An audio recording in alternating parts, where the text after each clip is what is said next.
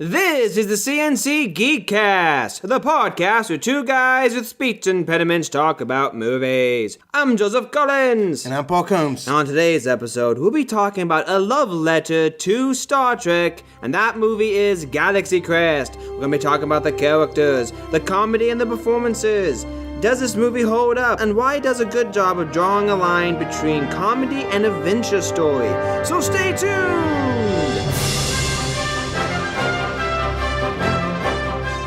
You know, another thing this movie does really good is it really does a good job of capturing the adventure sound of Star Trek with its own soundtrack, but still make its own thing. That Galaxy track soundtrack is great.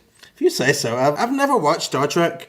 When you say things like that, it's just like, okay. You should watch a couple episodes, not the entire series, but I think I'll pick out some episodes for you to watch and you can just see them. How about that? If you do that, I may watch them. I'm not sure. Okay, we'll see what happens. But what did you think about the plot of this film?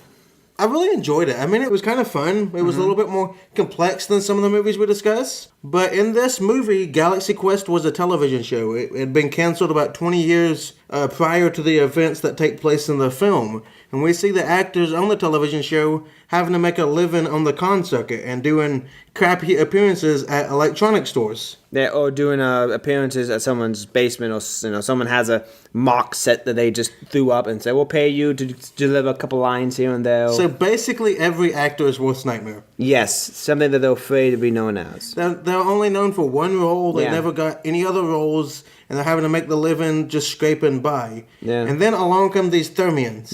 I love the Thermians. The Thermians are fantastic. They're so funny, and they sell their performances so hard. Oh, yeah. To the Thermians, the Galaxy Quest wasn't a television show. It was a historical record, and they had modeled their entire civilization off of Galaxy Quest. Well, to be fair, what's left of the civilization. Yeah. Because that's really the reason why they came and asked for Tagger and his team, because a bad guy came in and we learned that they eliminated the entire, population.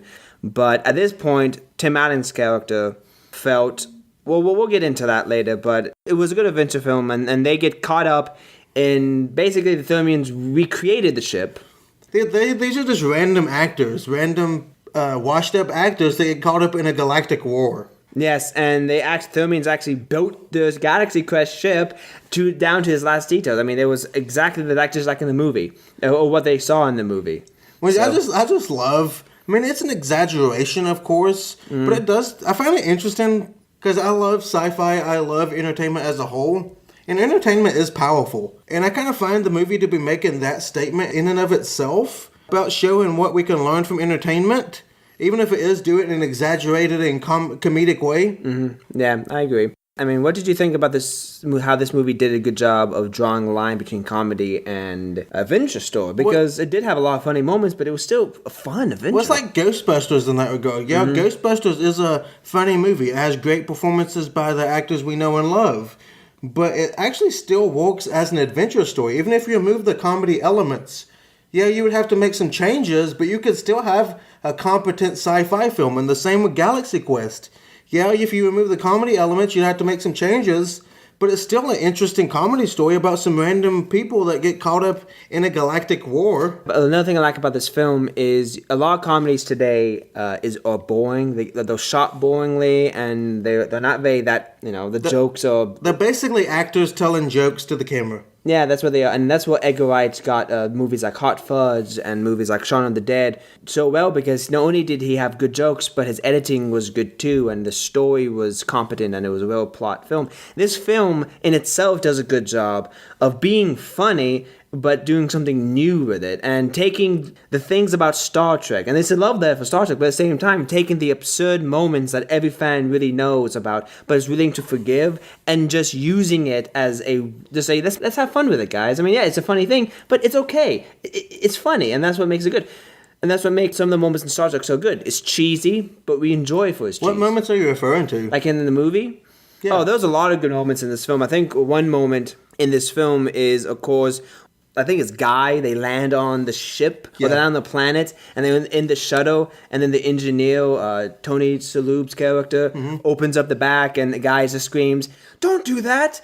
Is there L? You don't know? And then holds his breath. And I just love those moments because that's the exact same reaction I had when watching Prometheus. When they took the helmet, I was like, yes, it's breathable, but that doesn't mean that it's not poisonous. I mean, come on. And that's what makes Guy's character so great, but we'll get into that later about the characters. But, I mean, do you think this movie holds up after 20 years? Actually, it does. This movie is a kind of a sci-fi classic. I've always heard people talk about it. But interestingly enough, I just watched it for the first time this week. Shame on you. I watched it, I think it was last Tuesday, I think it was. Yeah. I loved it. Like, it had some practical effects. Yeah, it had some obvious CG moments, but they weren't distracting enough to take me out of the film and ruin my enjoyment. This film will still be fun to watch a decade from now. Yeah, and do you know why that is? Because of the performances of this film. Exactly. What do you think of the characters? I loved all the characters. Tim Allen is great. That's not a sentence I expect to say a whole lot. True. But Tim Allen was absolutely fantastic as kind of the showman. Yeah, he was. Like he was only known for Taggart, but he owned it. Yeah. And he obviously loved the spotlight. It was great. And then he found out that when he was at a con, he was, one time he was living it up. He was just being all excited and being the captain. And then he goes to the bathroom, and he was just two guys say how these people are wash-offs, and these people are stupid, and these people are losers. And that changes his entire attitude. And of course he gets depressed because it's a realization of what he is. It's like, he's an actor, but a washed-up one. And he's trying to make the best of it. You can see he's trying to have a positive attitude, but he's more of a jerk about it because he's trying to hog all the glory for himself. And that's where he gets caught up with Ethereums, who I thought were just fantastic performances, like we said. And I think it's great, too, because when he first meets them, he's just, hey, these are another group of kids wanting me to just pay me a couple bucks and have me read a couple lines. Yeah, well, that's what makes, I think that's one of the things that makes this movie good, is the pacing was so well, because we're seeing it from his perspective as an audience, and as things are getting revealed to him, they're getting revealed to us, because there's a moment where he gets so drunk he passes out, and then he wakes up on the ship. We think, we're supposed to believe that it's just a normal set, and that's it. And we know in the back of our minds, it is a real thing. But we see it revealed to us as it's revealed to him. And it's a good way to do that because it gets us into the movie a lot better. What did you think of Alan Rickman's or Signourney Weaver and all those other... Well, first off, Signourney Weaver was kind of hot in this film. Yeah, I know that's a statement you don't hear every day. When it comes to aliens, you think of her as like you said, the badass. The badass. Yeah, and Alien and Aliens, like Sigourney Weaver was attractive, but you wouldn't use the word hot to describe her. Yeah, I mean, don't get me wrong. I mean, in Aliens, she was really cute, actually, with that curly hair. Yeah, she was, but that's still not what you think of. In this movie, she's the stereotypical dumb pretty girl with the cleavage and all that. Yeah, and there's actually a scene where it's like, well, at least you had a character. I mean, all I had was, an article that says, asking me how big, my, how I fit my boobs into my flight suit. Exactly, and that's it. And I love her character because it's like the new Jumanji movie where there was like a huge uproar about how this woman was wearing, the outfit in the jungle, but it was supposed to be satire. It was done on purpose to make the point that it doesn't make sense. That's her character. Yeah, it really is. Her character is one thing, but the actor was like, I want to be known for more than just my body. Yeah. And I just love how she played it up, and it was fantastic. And I love the conference room scene where she's talking about it. Yeah. And she's like, my only job is to repeat what the computer says, but dang it, I'm going to do it. Yeah, it's stupid, and I'm going to do it. Well, truthfully, I feel the same way about my job sometimes. Like, managers will ask me to do something, I'm like, yeah, that's the dumbest thing ever, but I'll do it. I don't care. I'll do it. Okay, I can understand that. But, Alan Rickman in this movie is fantastic as well. Alan Rickman is great because... First off, it just feels like he's not even a character. It just feels like he's like, I'm Alan Rickman. Why am I in this film? Exactly. That's exactly how I feel. And he does such a great job of taking on that, like you said, an actor's worst fears. Like, I want to be known for these bigger, more important roles, and he's known for the Spock character. Yeah, because he's a fantastic actor. He acted Shakespeare on stage. He's what we would know as a fantastic established actor, but he's known for Galaxy Quest, like a lowest common denominator of sci-fi. Mm-hmm. And did you notice throughout the entire film, his headpiece never came off in the entire film? It's like Indiana Jones' hat. Well, it's supposed to never come off, and that's what I find interesting about it. This character is forever ingrained in his identity because that headpiece never comes off. Not once. Yeah, you're right.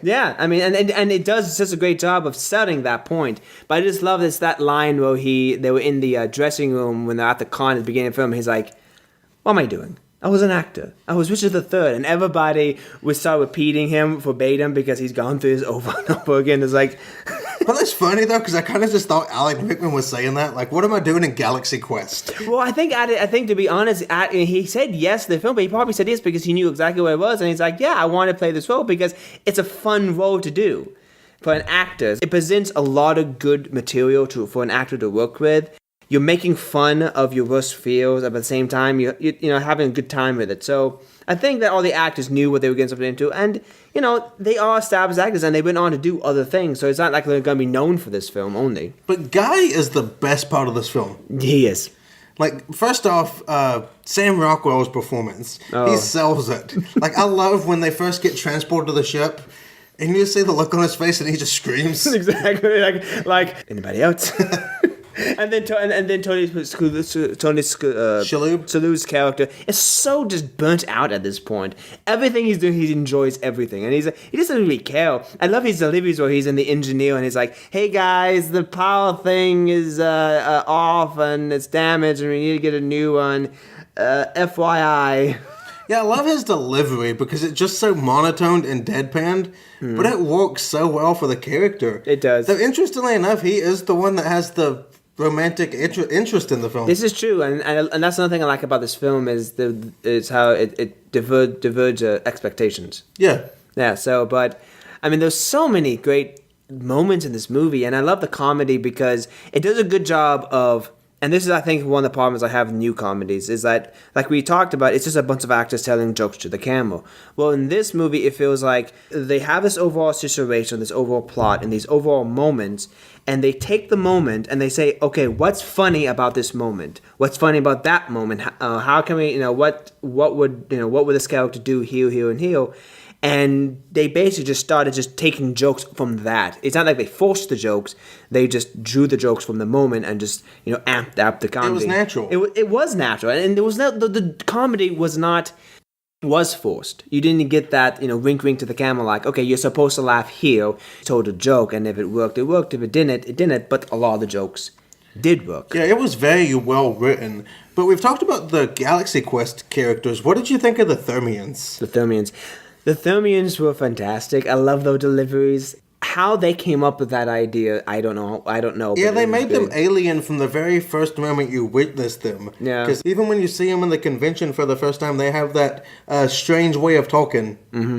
Yeah, we're from the planet Thermian. We need your help. Yeah, I love it because it just immediately establishes, hey, there's something different about these characters. And also, it's just as funny as hell. It is, because they're so bad at being humans, and I think that's one of the inspirations for these characters, is how can we make them as obviously not human as possible, but make Tim Allen and other people completely just inept at the fact that they're not humans. The interesting thing about the Thermians, okay, Rainn Wilson, he's in The Office and everything, this was actually his first movie role. I think I did remember reading that and seeing it.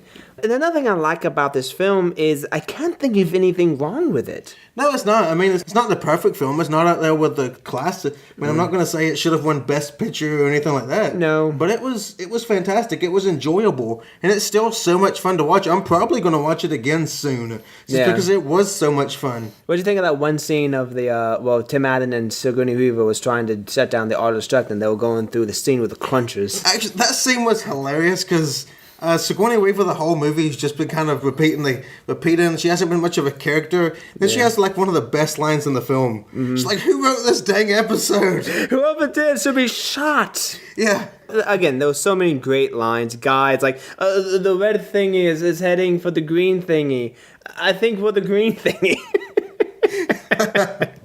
Do you have to hit every single mine? But I love the payoff in a lot of these scenes because, like, the movie actually did a great job with storytelling in and of itself. Like, even the mine scene. Because in the first of the movie, they introduced the mines, they introduced the fact that they're magnetized. And then at the ending scene, when they defeat Ceres, they use the mines because they now know what they do. The same as the audience. It does a really good job with setup and payoff. It does. As we always talk about. Yeah. Like, I mean, it may be a comedy, but it still does a good job telling a story. I do love the climax of the film when they're trying to get back to Earth.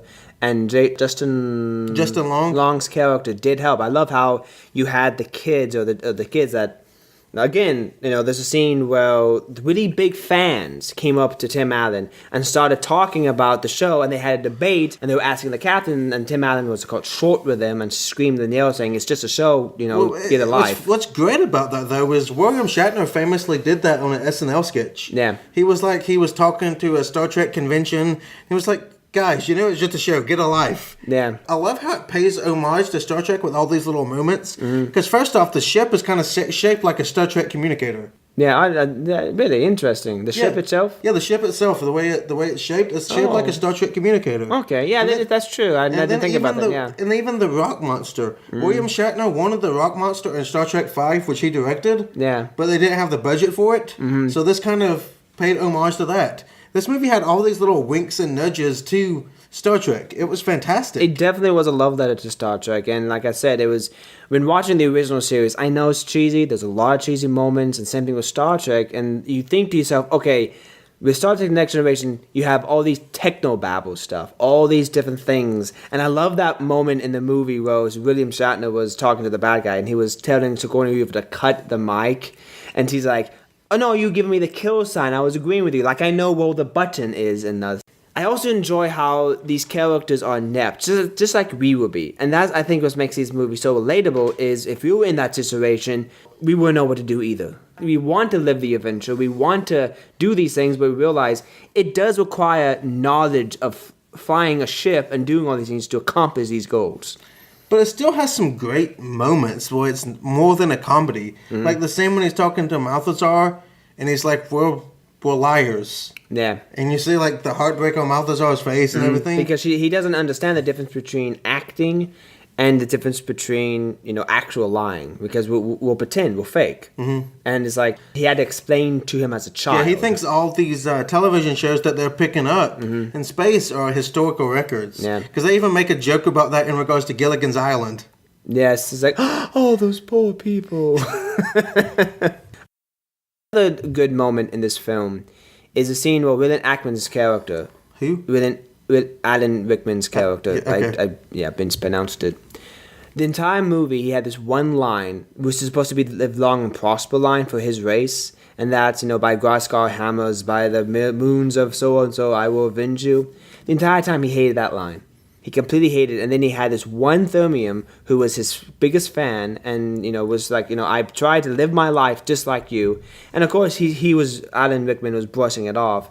And then suddenly this character, Thermium, died. And this entire time he hated the line. And then before the Thermium died, he said, and Alan Rickman delivered it in a perfect way, that line. And I love that moment because, again, it goes off to that payoff. But they did it in a good way. It was a payoff. He went back and he did it for somebody who was about to die. He did us a favor. And the guy literally died with a smile on his face, which was a nice touch. It was. But you were talking about something. You were talking about how the fact that even the actors' situation themselves pays homage to Star Trek. Because you were talking about how after the Star Trek got canceled, you was telling me about all that. Yeah, after Star Trek got canceled, basically the 1970s... the 60s was a tough time for America, we all know this. And the 1970s were even tougher times. They still had the Vietnam going on, Nixon's resignation. People felt like the government was against them. They felt that they had lost trust in their leaders. And Hollywood, you could see a lot of movies basically reflecting this. You had things like Death Rate 2000 or things like The French Connection, where you had anti-heroes. During this entire time, you did have conventions. But, and that's something that Star Trek and Star Wars did so well, is that it gave you a sense of hope and a sense of adventure. Star Trek always ended episodes with, there is hope for the future, and that's one of the things you like about it. Well, in the 1970s, no one felt that. They had it really strange. So, yeah, the characters did do some cons, but when Star Wars came out, it basically blew Hollywood back because Star Wars showed what movies could be and showed what people were wanting. They were wanting entertainment. They wanted something more than that. And then Paramount came about and said, well, we have something called Star Trek over here. And that's when they rebooted it. But during the entire time, yeah, the characters did go to cons during the 1970s. So it was basically, the creators of Galaxy Quest did take a lot of inspiration from real life events. So obviously we're huge Star Trek fans. Yeah.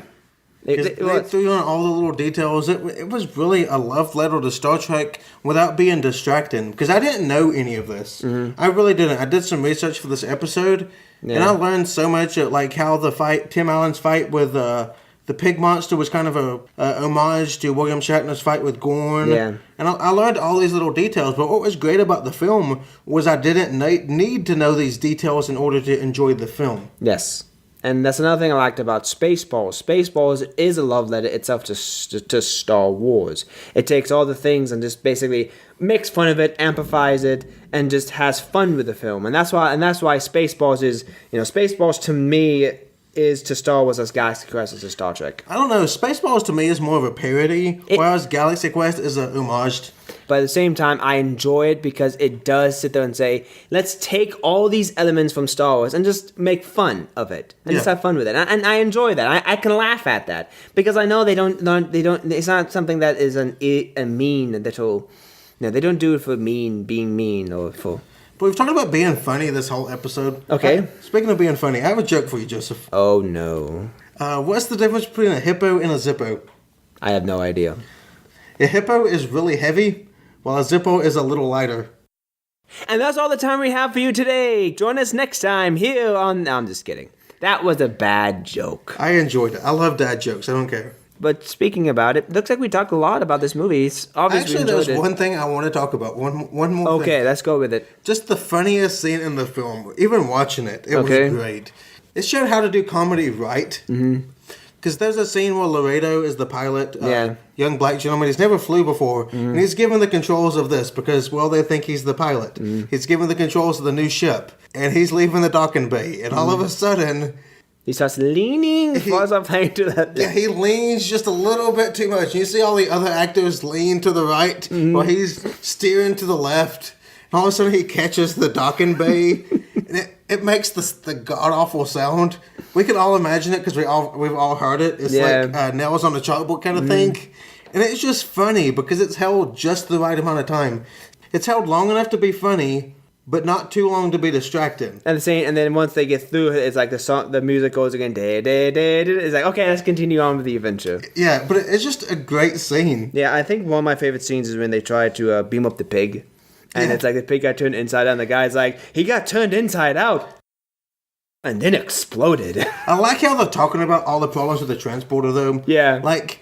all these inherent problems with the transporter, it's like all these molecules. Like, yeah, the molecules make it rearranged, but they make it rearranged in the wrong order and all that. Because Tim Allen's talking to them on the ship, and he's explaining all the inherent problems with the transporter idea, which I enjoy so much. It also pays homage to the Next Generation, because the Next Generation did have a lot of transporter problems too. Some episodes were based on it, but same thing with the holodeck, but we didn't have that. But it's a great paying an homage to it. And I like that there wasn't a sequel. That there was just kind of a standalone thing. Yeah. Like, they was like, okay, we've told the story. We don't need to reintroduce these characters. We don't need to go on too long. I mean, at the end of the movie, the SO was rebooted. And even Guy has his own character now. Yes. Because that's the running joke throughout the film. Guy's like, I don't even have a last name.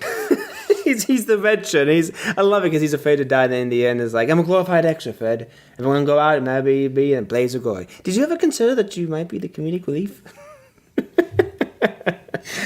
But no, there's a lot of things to talk about this movie, but unfortunately, we just ran out of time. We did. Yeah. So before we go, is there any shout-outs you want to give? Not this episode. What's on store for next week? That's a movie I'm excited for. It's probably going to be dumb. It's probably not going to be a good film, but I want to watch it anyway. Okay. It's going to be Valerian and the City and the... What is it? Valerian and the planet of the City of a Thousand Planets. Yeah. Do we actually have like 1,000 planets in this city? I don't know. I guess we'll have to watch the movie and find out. It's not that literal, is it? It's not like Infinity War, is it? Well, the war is infinite. What are you, Chris Pine? But no, okay, yeah. So that can be next week. It's gonna be next week. All right, well, stay tuned for next week. And as always, I'm Joseph Collins. No, Paul Coombs. And you've been listening to the CNC Geekcast.